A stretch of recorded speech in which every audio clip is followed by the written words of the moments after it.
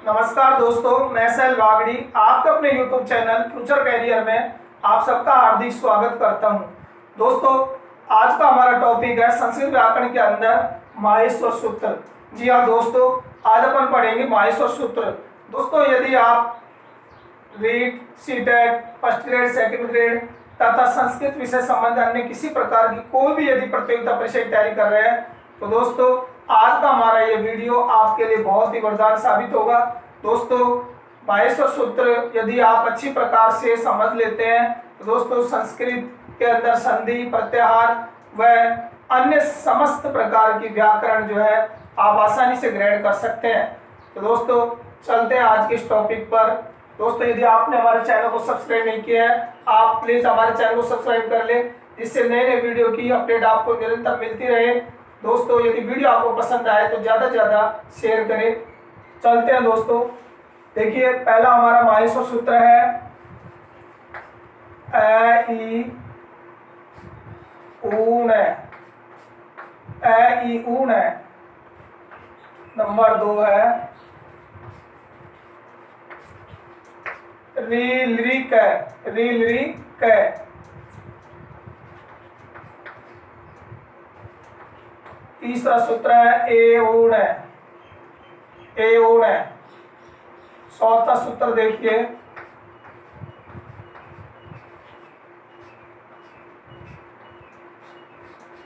आई औ छ। आई औ छ। पांचवा सूत्र है ये वैरे टे। है ये वैरे टे। छठा देखिए लेने। लेने। सातवां देखिए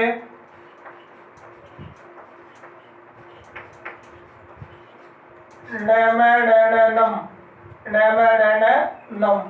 ये 7 सूत्र हमारे हुए और 7 सूत्र और देखते हैं। कुल मिलाकर के माहेश्वर सूत्र 14 प्रकार के होते हैं।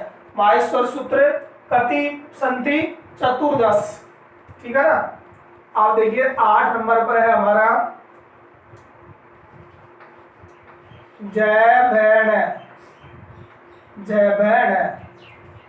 9वां सूत्र देखिए भेड़ धैस। भेड़ धैस। 10वां सूत्र है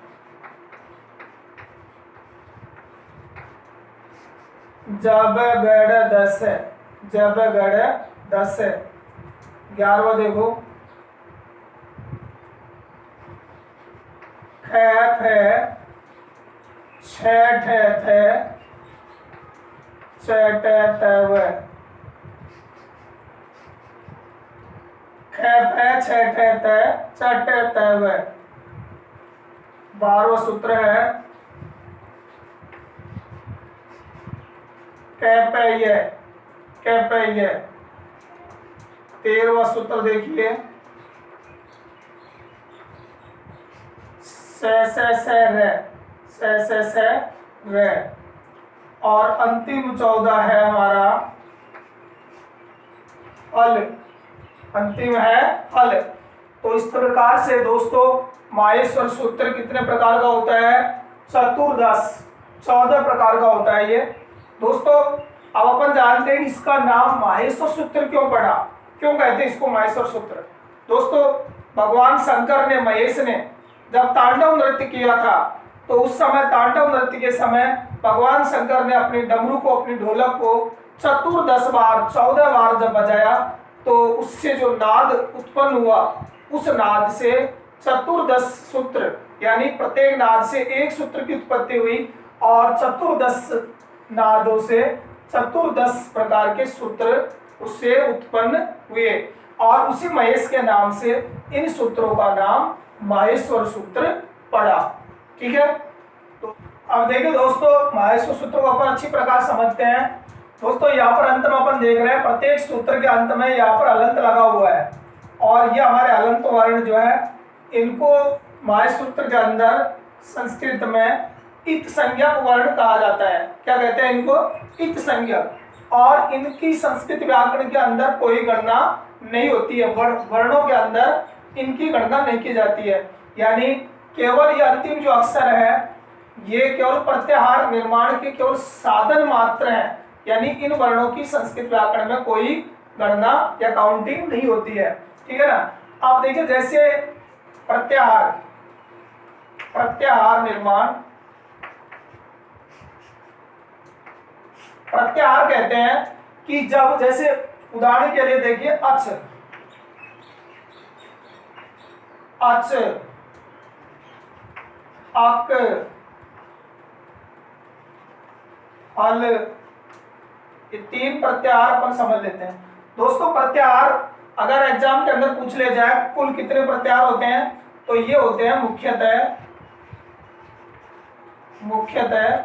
42 प्रकार के होते हैं प्रत्याहार। कितने प्रकार के होते हैं?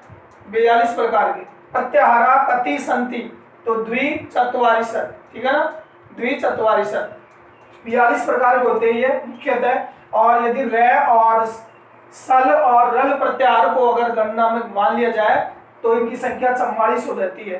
लेकिन दोस्तों इनकी मुख्यतः संख्या कितनी होती है? 42 होती है। अब देखिए अपन पढ़ते हैं अच प्रत्याहार। अच का मतलब होता है कि हमारा इस ऐ से लेकर के और छ तक के जो वर्ण है, इस ऐ से और छ तक के वर्ण जो है, इस ऐ से यहाँ से लेकर के और यहाँ तक के जो वर्ण है छ तक के, इसके मध्य में जो भी वर्ण आ रहे हैं केवल अंतिम इस संज्ञक वर्णों को छोड़कर उन सब वर्णों को अच वर्ण कहते हैं।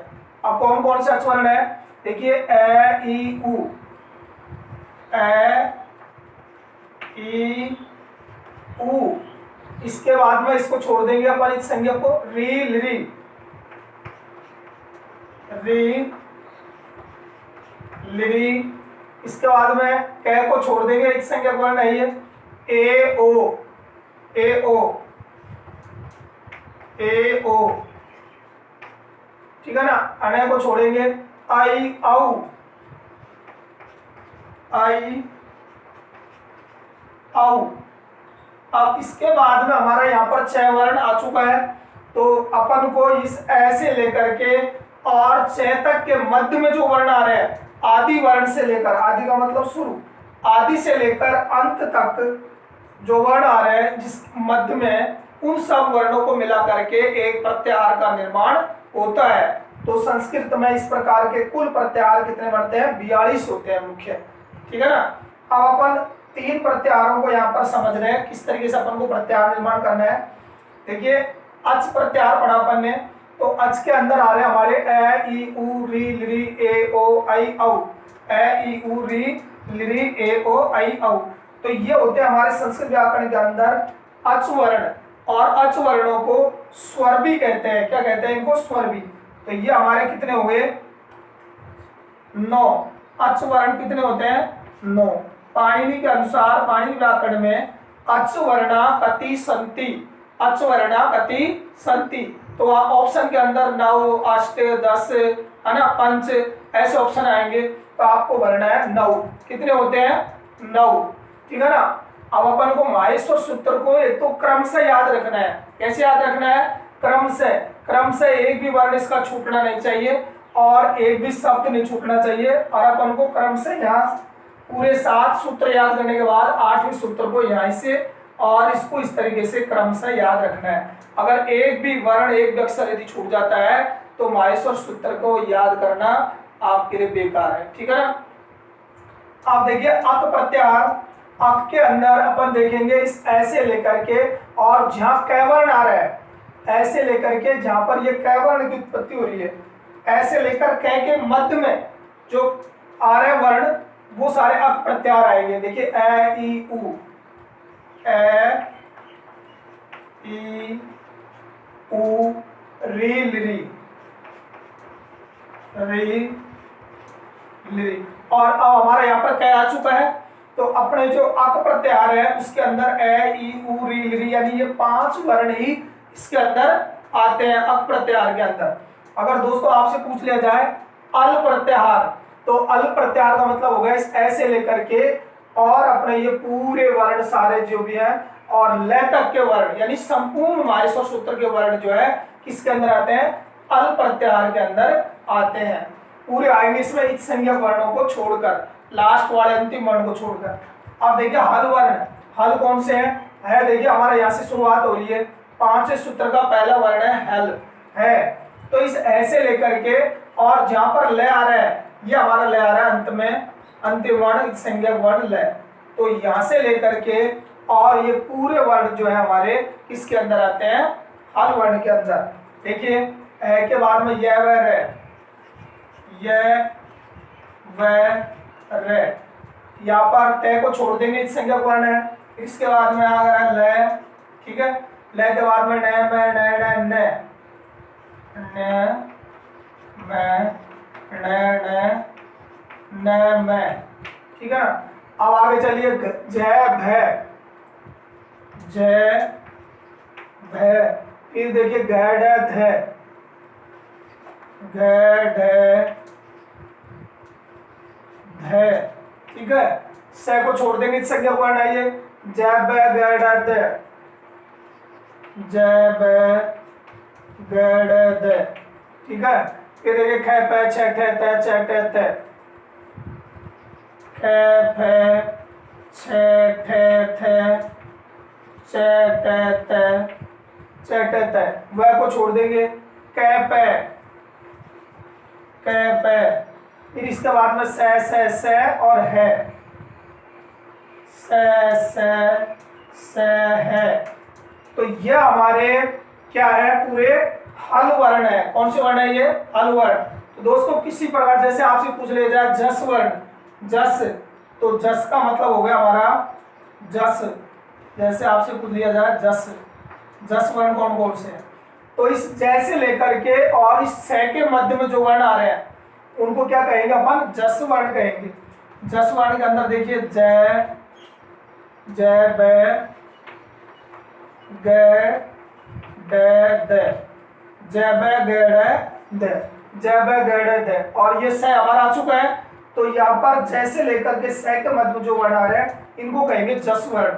और जस वर्णों के नाम पर हमारा आगे पढ़ेंगे संधि में जसत्व संधि। तो जसत्व संधि के अंदर प्रत्येक वर्ग का तीसरा अक्षर है, प्रत्येक वर्ग के कौन से अक्षर है, तीसरे वर्ण है सारे, ठीक है ना। अब अपन ने देखा कि पाणिनि के अनुसार अच कितने होते हैं, 9 प्रकार के होते हैं, और प्रत्याहार मुख्यतः 42 होते हैं, ठीक है। ये इस तरीके से आप कोई सा भी प्रत्याहार का निर्माण एग्जाम के अंदर कर सकते हैं, और ये जब भी होगा जब आप क्रम से इनको अच्छी प्रकार से याद कर लेंगे। आगे देखिए व्याकरण के अंदर इसके कौन कौन से व्यंजन। आगे देखिए हल वर्ण, हल का मतलब होता है व्यंजन, अच का मतलब तो होता है स्वर, अच का मतलब तो क्या होता है, स्वर, संपूर्ण स्वर होते हैं। और हल का मतलब होता है व्यंजन, हल यानी व्यंजन। हल संधि अपन पढ़ेंगे, अच संधि पढ़ेंगे। तो अगर माहेश्वर सूत्र हमारा कंप्लीट हो जाता है सही तरीका से तो आप आगे की व्याकरण बड़ी आपके लिए बड़ी आसान हो जाएगी सीखने में, ठीक है ना। अब आगे देखिए अपन स्वर और व्यंजन देखते हैं। स्वर व्यंजन,